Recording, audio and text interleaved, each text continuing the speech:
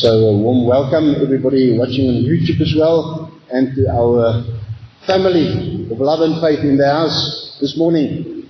So, today I just want to start this February and the rest of the year to something that is very important and that we must know and that we must live.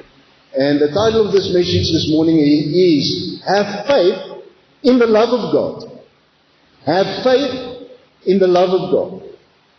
So our scripture reading, 1 John 4 verse 15 to 21, and I'm going to read out of the New King James Version. Whoever confesses that Jesus is the Son of God, God abides in him and he in God. And we have known and believed the love that God has for us. God is love, and he who abides in love abides in God, and God in him. Love has been perfected among us in this, that we may have boldness in the day of judgment, because as he is, so are we in this world. There is no fear in love, but perfect love casts out fear, because fear involves torment, but he who fears has not been made perfect in love. We love him because he first loved us. If someone says, I love God, and he hates his brother, he's a liar. For he who does not love his brother whom he has seen, how can he love God whom he has not seen? And this is the commandment we have from him, that he who loves God must love his brother also. I'm going to read our text verse, 1 John 4 verse 16, out of the Amplified. 1 John 4 verse 16. And we know, understand, recognize, and are conscious of by observation and by experience, and believe, adhere to, and put faith in and rely on the love God cherishes for us. You see, God is love, and he who dwells and continues in love dwells and continues in God, and God dwells and continues in him. Sure, it's a mouthful, and I don't think we can really even comprehend it with our human minds, the love of God. It is not the love that we have. Remember, I always say that there's about 6 to 8 different meanings or words for love in the Bible. Like phileo is brotherly love, and eros is sexual love. But the love of God is the agapeo love. And that is, it belongs to God. It comes out of God. It is part of God's nature. It is who he is. God is love. And the wonderful thing is that the love of God is in us, shed abroad in our hearts by the Holy Spirit as born again believers. Isn't that awesome? So, I want to share this story with you, and I shared this because it's so awesome. Some of you will remember this. In his book, Written in Blood, Robert Coleman tells the story of a little boy whose sister needed a blood transfusion. She had a rare blood type, which she shared with her little brother. So the fact that he had recovered from the same disease 2 years earlier made the chances of success even greater. So the doctor carefully explains all this to the little boy, pointing out that without the transfusion his sister would die. Would you be brave and give your blood to your sister? The doctor asked. Johnny hesitated. His lower lip began to tremble.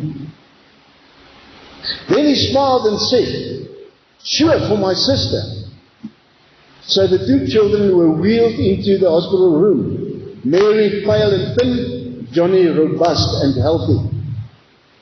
He smiled at his sister, then watched as the blood travelled out of his body down the clear plastic tube. Johnny's smile faded, and as he lay there feeling weak, he looked up at the doctor and said, Doctor, when am I going to die?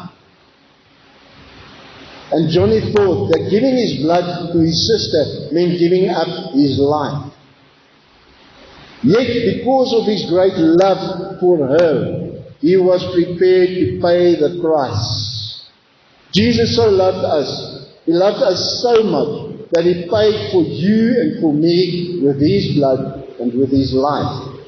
And isn't it awesome that the Bible actually tells us that the life is in the blood? You know, I once went to a doctor in Paris and, they drew blood from me. I think it was something like 19 tubes of blood. They tested everything. And this doctor, he explained to me, everything that my blood revealed. And that it is your life. It's amazing what is in your blood and what your blood tells about you. And then, if you really think about it, the devil also knows the power in blood. The devil cannot create anything. He cannot create anything. But he used the principles in the Word of God. And he perverts it, he twists it. Hy's 'n naapper. He copycats everything. And he uses it in the dark way, in a negative way. So that is why, if you think about blood covenants, the devil also used that. Blood also plays a very important role. The devil and Satanists will use blood to call the spirit of death and stuff like that as well. And we don't really understand the power in that. Also to the negative. I remember 2020 when I got sick, not with COVID. I ended up in ICU. And I had blood clots in my intestines that cut off the blood flow to all my intestines. And after that, the specialist said to me that he's very concerned about something and I must go for a colonoscopy because it could be that I've got colon cancer as well. And prostate cancer as well. So I went for the colonoscopy and I prayed, really trusted God. And the doctor, the specialist who did the colonoscopy said to Pastor Green and myself, listen, there's something wrong here. And she asked, what is it? And he said, no, I cannot even discuss it with you. You must go back to the specialist. But this is bad. So we prayed. Went back to the specialist in Randfontein. And I had to go for a scan before I see him. The same day I had to go for a scan. And he also sent me, before I went, he sent me for blood tests. And one day the devil said to me, you see, it is your turn. Because your mother, you are now the age of your mother when she passed away from cancer. Also in her stomach. And I said, oh no. There is no bloodline curse that comes through to me. Because if Jesus set you free, you are free indeed. I don't take it. I said it out loud because the devil doesn't know what you think, but he can hear what you say. And you must speak faith. Faith without works is dead. You must put it into action. So I sat there in front of the specialist. After the scan, and now he's got this report from the colonoscopy, and he was frowning. If the doctor sits in front of you and he frowns, then you start to worry. It's like a mechanic working on your car. And he's, they're busy under the car and you're standing there and you just hear him. Then you think, hey, big trouble. Now that was the same feeling, big trouble. So I said, doctor, what's wrong? And he said, I don't understand this. I said, what is it? Why don't you understand? And he said to me, what this doctor says in his report and what I see on the scan is two different stories. I think something is wrong. Maybe this is not your report. There's nothing wrong with you. I said, wow, okay. And then he said, but let us see what your blood result says. And he opened his phone because they sent the results via SMS or something to his phone. And he said, there's nothing wrong with you. Listen to this, I even tested. If something came down in the bloodline, but it's negative, there's nothing. Hey, and I just said, hey, devil, you see, when Jesus sets you free, you are free indeed. Because, why? You see, there is power in the blood of Jesus. And His blood flowed for everybody of us, for once and for all. And we are set free. If Jesus sets you free, you are free indeed. And maybe I will, somewhere in the future, I will preach about this again, about the eight places where Jesus' blood flowed. 7 places on earth and 1 in heaven. And the meaning of that. There's power in the blood of Jesus. Anyway, so, you see this little boy, he actually paid with his life, with the story of this boy. You know. And Jesus paid with his life as well. And we are in the blood of Jesus. Who can tell me what is actually the only way that we can enter into God's presence? Through the blood. In the blood. Yes. Because God looks through the blood. And He sees you the way that He created you. Perfect. You see? Because of the blood of Jesus. And blood plays a very important role in the cut of a covenant. And we are part of the new covenant. So, do you really believe that Jesus loves you? You know?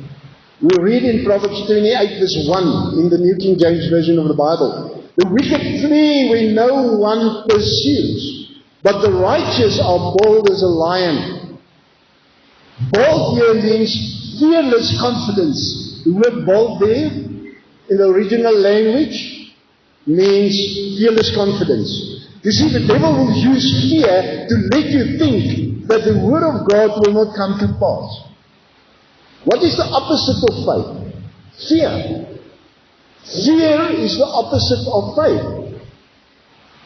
What does the word fear stand for? False evidence appearing real. Fear. You see, the devil is a liar. He's a liar. He cannot touch you. He can do nothing to you. He can only lie to you. But the moment that you start to believe the lie of the devil instead of the word of God, the truth, because there's one thing that God cannot do, and what is that? God cannot lie. The moment that you start to believe the lie of the devil, then you go over into fear, false evidence appearing real. And then you give the devil legal right. You see, the devil is disarmed. He's got no arms. He cannot touch you.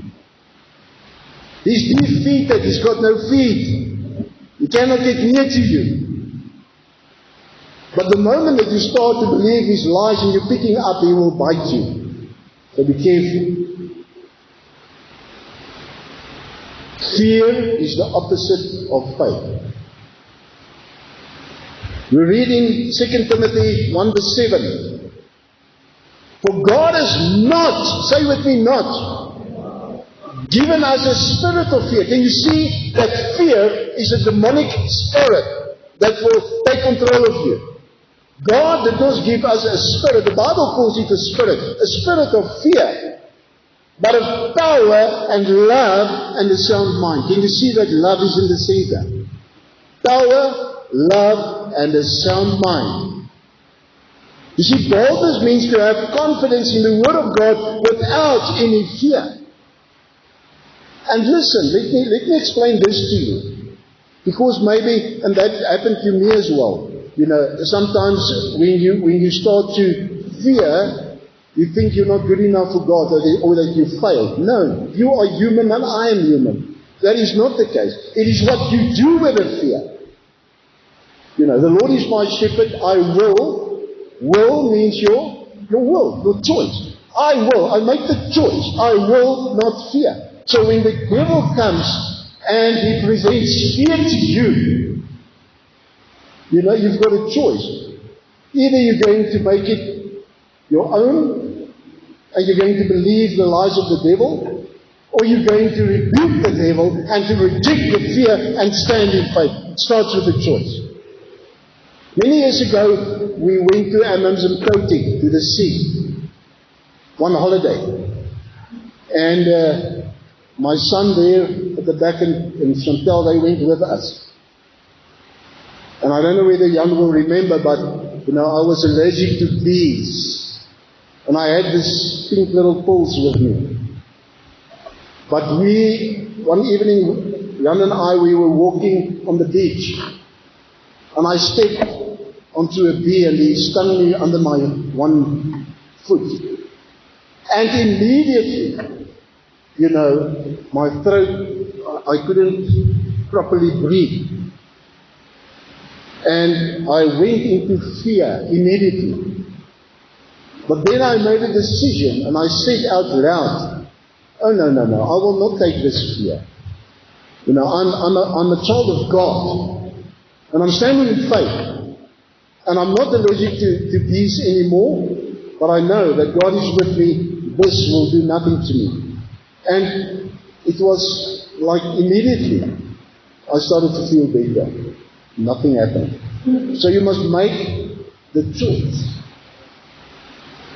Don't let fear take control of you. You take control of fear. You've got the authority to do so.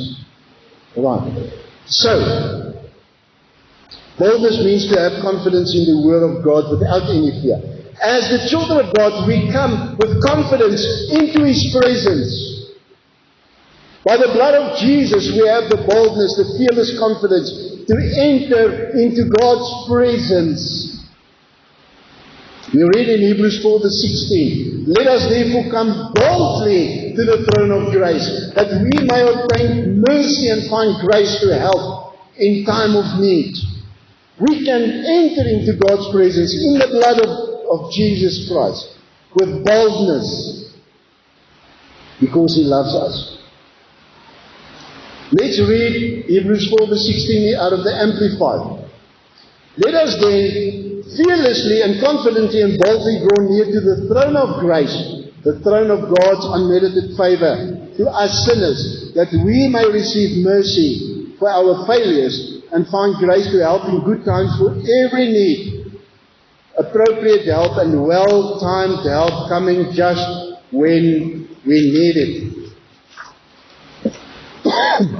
We must have faith in Jesus Christ, our Lord and Savior.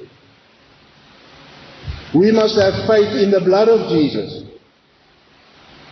So let us come to God with no fear, with fearless confidence, and with boldness. Knowing that God will give us what He promised, knowing that He will answer your prayers. Come to Him like He is your only source. No plan B, no other way. He's your only source.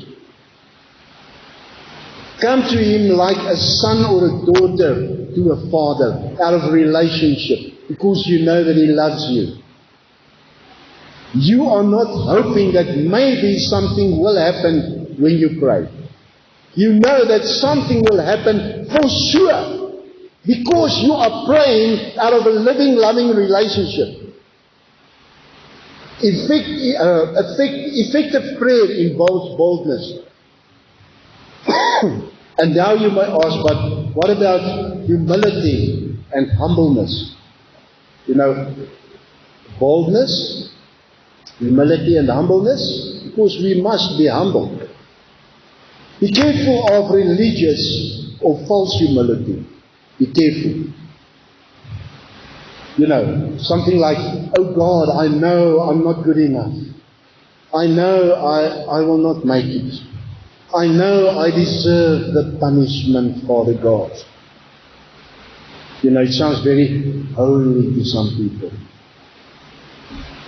Real humility comes out of a true and living relationship with Father God and what He says about you. And what the Word of God says about you. An effective prayer includes boldness. Where does boldness come from? Let us read Ephesians 3 verse 11 to 12. I'm going to read out of the New Living Translation.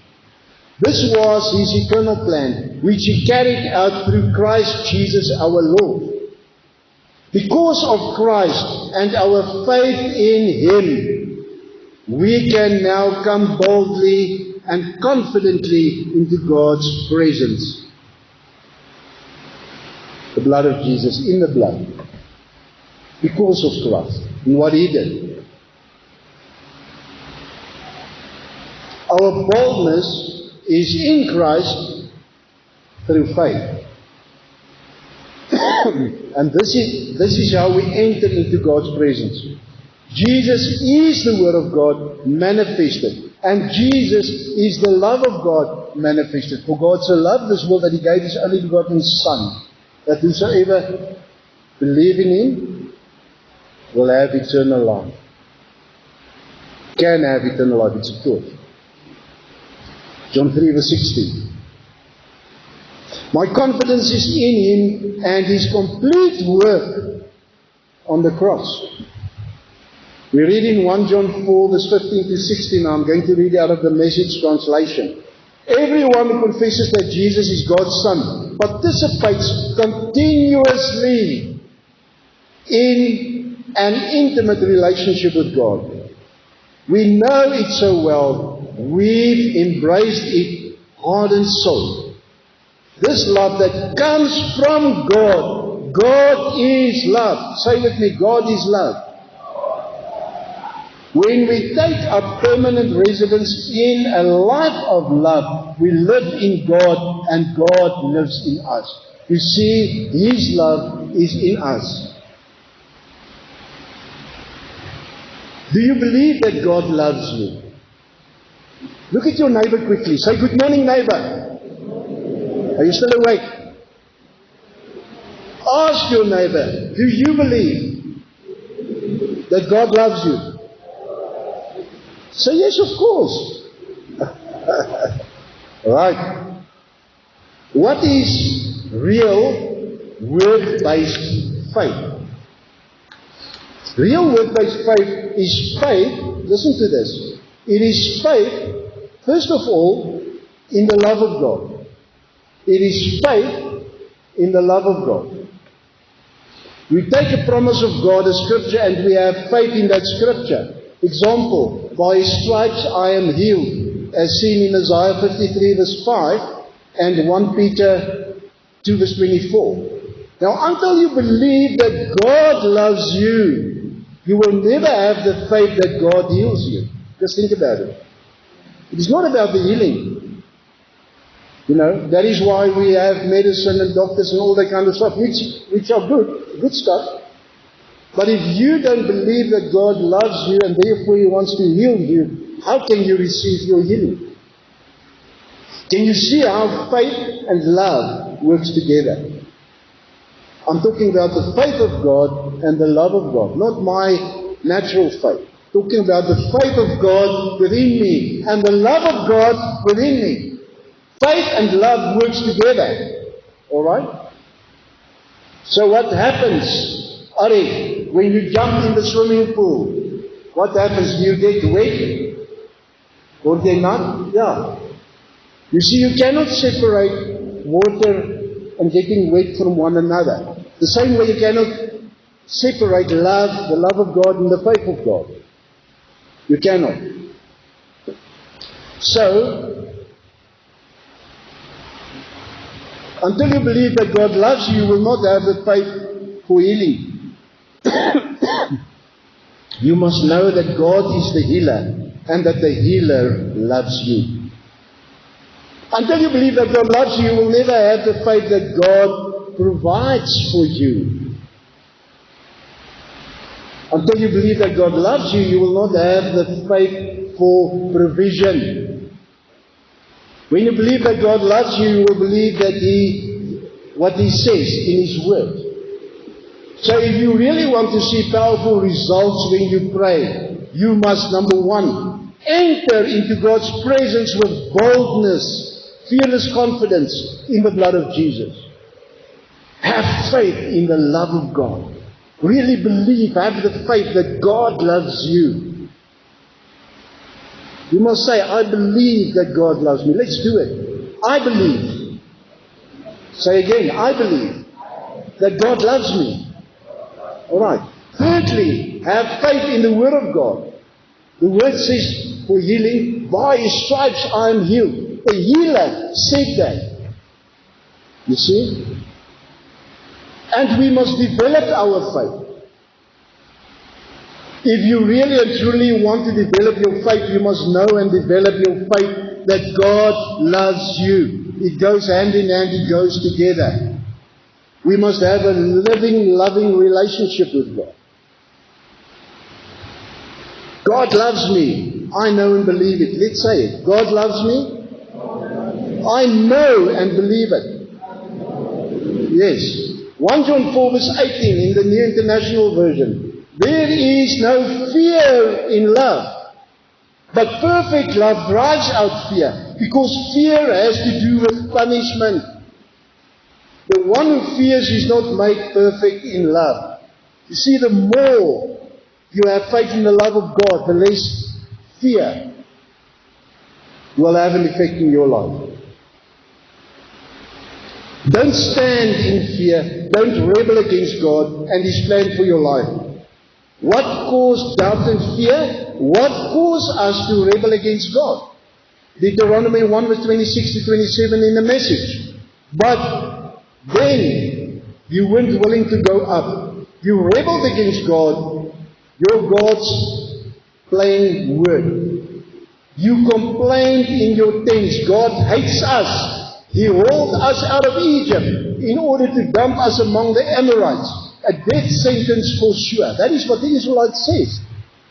So when you think and believe the lie of the devil that God holds something against you and that He hates you, then you will, number one, complain and murmur to do the things of God, rebel against the things God wants you to do. That is exactly what happened to the Israelites.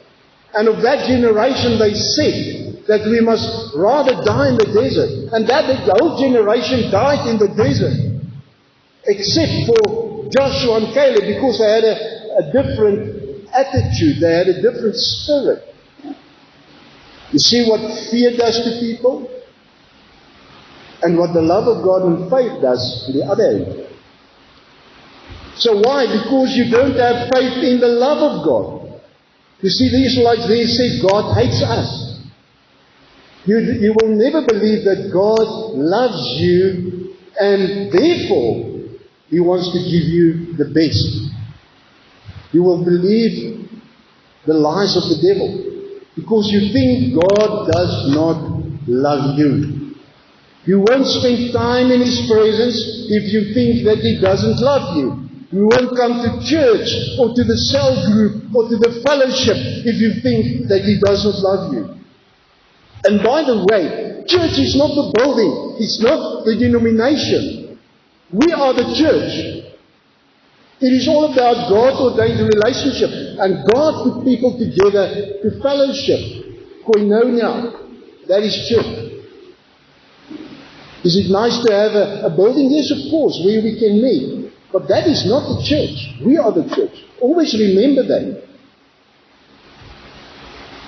You won't pray, and if you do, you won't think and believe that He will answer your prayer if you think that He does not love you. If that is your perception. Whatever you do, God still loves you. His love never changed. The love of God cannot change. He is the same yesterday, today, and tomorrow. Tell your neighbor, look at your neighbor and tell him or her, hey. Just get his or her attention. Say, hey, look at me. And tell him, I believe that God loves me. Have faith in the love of God. There you are. You see, I have faith in the love of God. It's a choice. It starts with a choice. So why does God heal me? Because He loves me. Why does God bless me? Because He loves me. God cannot lie. His word is the truth. And God cannot hate. He is love. Our text verse 1 John 4 verse 16 says, God is love. What does love do? Love loves. Love cannot hate. It's impossible. God is love. And listen to this. People have love. God is love. People have love. You cannot compare God to people or understand the love of God with your human mind. As God, ask God to give you a revelation of His love. Ask Him to give him a revelation. You a revelation of His love. You know, I once heard, you know, the guy who played the role of Jesus in the Passion of the Christ. I listened to Radio Pulpit and they had a conversation with him. He was in South Africa many years ago. And he said that they were busy with the filming of Passion of the Christ. And he said they were at a place, small village, where a lot of people, they were dressed like, you know, the people in the Bible days. They were standing there, and it was a scene where Jesus stood on a rock. And, you know, Jesus was about to teach them. You see, then he was standing there, looking at these people. They were about to do the scene.